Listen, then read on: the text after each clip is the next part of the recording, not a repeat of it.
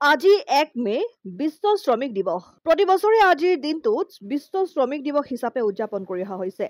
দেশৰ বিভিন্ন প্ৰান্তত আজি বিশ্ব শ্ৰমিক দিৱস কাৰ্যসূচী পালন কৰা হৈছে। সমান্তৰালকৈ নগাঁৱৰ কচুৱা তিনিআলি পৰিবহণ শ্ৰমিক সন্থাই পুৱাৰে পৰা বিভিন্ন কাৰ্যসূচীৰে শ্ৰমিক দিৱস উদযাপন কৰে। শ্ৰমিক দিৱস উপলক্ষে কচুৱা তিনিআলি পৰিবহণ শ্ৰমিক সন্থাৰ কাৰ্যালয়ত পতাকা উত্তোলন কৰে সন্থাৰ সভাপতি ছয়দুৰ ৰহমানে। ইয়াৰ পিছতে শ্বহীদ তৰ্পণ আৰু বিভিন্ন কাৰ্যসূচী পালন কৰাৰ পিছত এক সংবাদ মেলৰ যোগেদি শ্ৰমিকসকলৰ নিজৰ অধিকাৰ আৰু ন্যায্য প্ৰাপ্তিৰ দাবী জনাই চৰকাৰক। পৰিয়ালবৰ্গলৈ কচুৱা তিনিআলি পৰিবহণ শ্ৰমিক সন্থাৰ তৰফৰ আন্তৰিক ধন্যবাদ আৰু কৃতজ্ঞতা জ্ঞাপন কৰিছোঁ। তাৰমানে আজি বিশ্ব শ্ৰমিক দিৱস। আজি বিশ্ব শ্ৰমিক দিৱস 101 বছৰত ভৰি দিছে। এই 101 বছৰত ভৰি দিছে।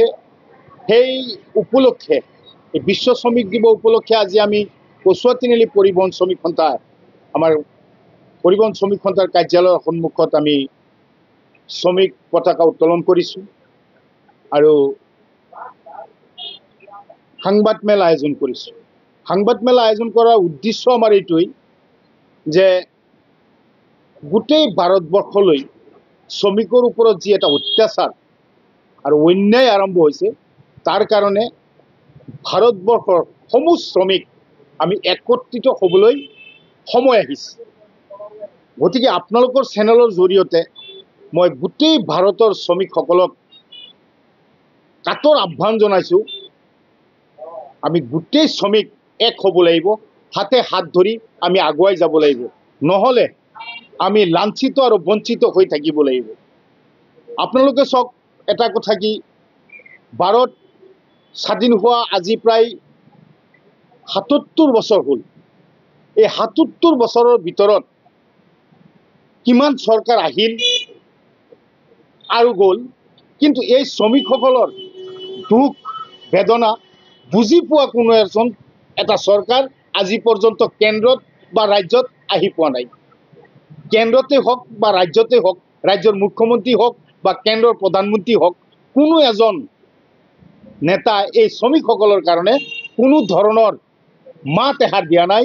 শ্ৰমিকসকলৰ দুখৰ কাৰণে, শ্ৰমিকসকলৰ কল্যাণৰ কাৰণে কোনো এটা আঁচনি হাতত লোৱা নাই। কোনেও ক'ব নোৱাৰিব। আপোনালোকক চাগে দেখা নাই, শুনা নাই, আপোনালোকেও চাগে ক'ৰবাত পোৱা নাই, কোনো এজন নেতাই আপোনালোকৰ আগত কোৱা নাই। কিন্তু আমি ইমানেই এটা লাঞ্ছিত আৰু ইমানেই বঞ্চিত হৈছোঁ, যাৰ কাৰণে নেকি আপোনালোকক মাতি অনাৰ উদ্দেশ্য আমাৰ এইটোৱেই যে আমি অসমৰ যিসকল শ্ৰমিক আছোঁ, গোটেই শ্ৰমিক আমি একগোট হৈ, আমি একলগ হৈ হাতে হাত ধৰি শ্ৰমিকৰ প্ৰাপ্যখিনি আমি আদায় কৰাৰ কাৰণে আমি এটা সংকল্প ল'ব লাগিব। অন্যথা এই চৰকাৰেই হওক, আপুনি যিকোনো চৰকাৰে হওক, যিকোনো মুখ্যমন্ত্ৰী হওক, কোনো এজন মুখ্যমন্ত্ৰী আৰু কোনো এজন চৰকাৰে আমাৰ শ্ৰমিকৰ কাৰণে কোনো ধৰণৰ কামেই নকৰে আৰু কোনো ধৰণৰ মনতেই নাথাকে। আজি এটা কথা কি চাওক, এই অহাকাইলৈ অহা 2 মে তাৰিখে অসমত পঞ্চায়ত নিৰ্বাচন প্ৰক্ৰিয়া আৰম্ভ হৈছে।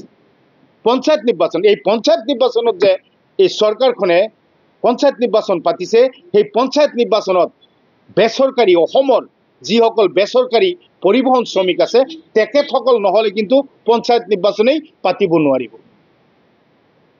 নোৱাৰিব। তাৰ কাৰণ পুলিং মেচিন কওক, আপুনি পুলিং অফিচাৰেই কওক, বুটৰ বাকচেই হওক, ব্লেড পেপাৰেই হওক, কঢ়িয়াই নিয়া মানুহখিনি আমাৰ এই বেচৰকাৰী পৰিবহণ শ্ৰমিক। ইলেকশ্যনৰ সময় আহিলে আমাৰ শ্ৰমিকৰ কথা চৰকাৰৰ মনত পৰে, কিন্তু যেতিয়া বিধানসভাত বাজেট উত্থাপন কৰে, বিভিন্ন ধৰণৰ আঁচনি লয়, তেতিয়া কিন্তু আমাৰ শ্ৰমিকসকলৰ কথা চৰকাৰৰ মনত নাথাকে। সেইকাৰণে আজি আপোনালোকক মাতি অনাৰ উদ্দেশ্য এইটোৱেই যে আমি আপোনালোকৰ যোগেদি, আপোনালোকৰ চেনেলৰ জৰিয়তে অসমৰ মুখ্যমন্ত্ৰী ডাঙৰীয়ালৈ আমি এই বাৰ্তাটো দিব বিচাৰিছোঁ যে তেখেতৰ মনত পৰক যে শ্ৰমিকসকলৰ কাৰণে, কল্যাণৰ কাৰণে কিবা এটা আঁচনি হাতত ল'ব লাগে। আপুনি চাওক, আমি শ্ৰমিকসকল নহ'লে অসমখনেই স্তব্ধ হৈ যাব।